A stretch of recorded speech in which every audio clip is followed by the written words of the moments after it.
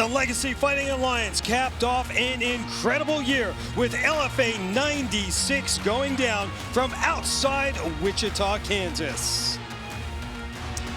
What is up, fight fans? Ron Kruk along with the UFC Hall of Famer Pat Miletich as we close out the Legacy Fighting Alliance 2020 MMA season, and we did it in incredible fashion. But Pat, first, what a year for the LFA. 17 events. They sent 46 of their fighters to the UFC alone. Incredible, once again proving they are the true feeder league to the UFC. Correct, and we've never had a boring event. They've always, look, hats off again to the entire crew, but Mark Bierry, the matchmaker, putting people together that make for close, tough fights many times, like you just saw in that championship fight.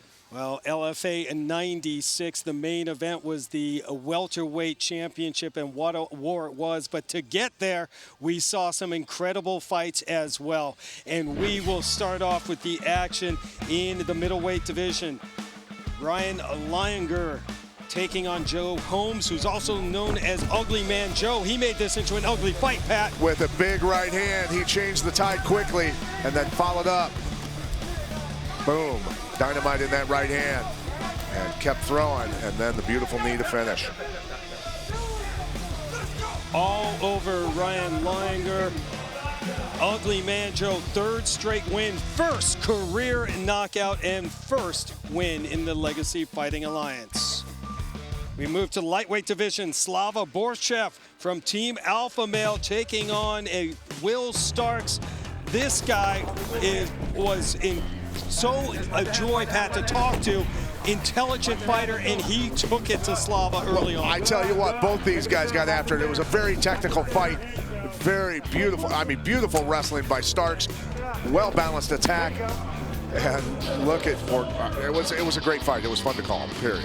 Will Starks stops the Slava Borcheff hype train for his fourth career victory. Then we went to the ladies. Mitzi Mary making her LFA debut against a determined Lisa Mauldin, who was coming off a loss to Sam Hughes back in January.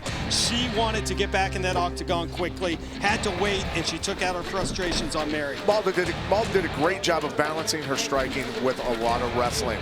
Did a good job of that, controlling positions, underhooks. And I tell you what, really, it showed that she had probably tougher opponents in her background. And that's what paid off for her, as well as good strategy. Mauldin gave Sam Hughes everything she could handle. She gets back to her winning ways, improving to 4-2. Former Ohio State Buckeye wrestling great Mark Martin taking on Matthew Calhoun from Jamaica. And the former Buckeye did what he does best, takedowns to start off this fight. Definitely, and did a good job punching his way in, as you see right here, in on the legs again. Calhoun, a very dangerous guy, though, was doing his best to stuff those takedowns, look for damaging shots, catching the kick there, landed some shots on Martin. Martin got a lot of experience in this fight and came away with a W. Improves to 5-1. Does the MMA Lab product. Had Benson Henderson in his corner. Mo Miller, another wrestling machine, looking to stay undefeated against Giusola Carvalho, Pat. Miller came out and showed the world that he is an absolute monster, repeatedly dumping his opponent on his head with these takedowns, traps the arm, boom, knocks him out finally. You do not want that man on your back. I'm telling you right now. Twitter, those aren't takedowns, those are punishing slams, and that's exactly what Mo Miller did to improve to 5-0. What a performance. Co-main event, Zach Giusola, the veteran of 17 fights, taking on undefeated Anthony Romero, making his LFA debut, and the veteran gave the youngster all he could handle. He did. It was a close fight, back and forth. He pushed Romero as far as he could have pushed him. Back and forth fight the entire time. And I tell you what, the youngster getting that 9-0 mark, he learned probably the most of anybody tonight. Split decision win for Anthony Romero, the Contender Series veteran, remains unbeaten. Well, a welterweight title fight for the ages. Mendoza looking for 4 straight. Batson Burrell Daldorch making his LFA debut, and This was just an epic war from the beginning. I mean, I shouldn't even talk over these highlights. No. These guys were in an all-out war, and as we said, there's the tide turner for a while.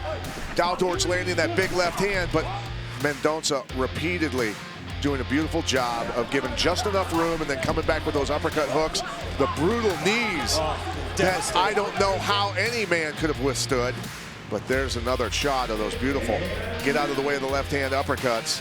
The resurgence is complete. Maicon Mendoza becomes the 9th champion in the LFA of 2020, 5th straight victory, but none sweeter than this one for the welterweight title.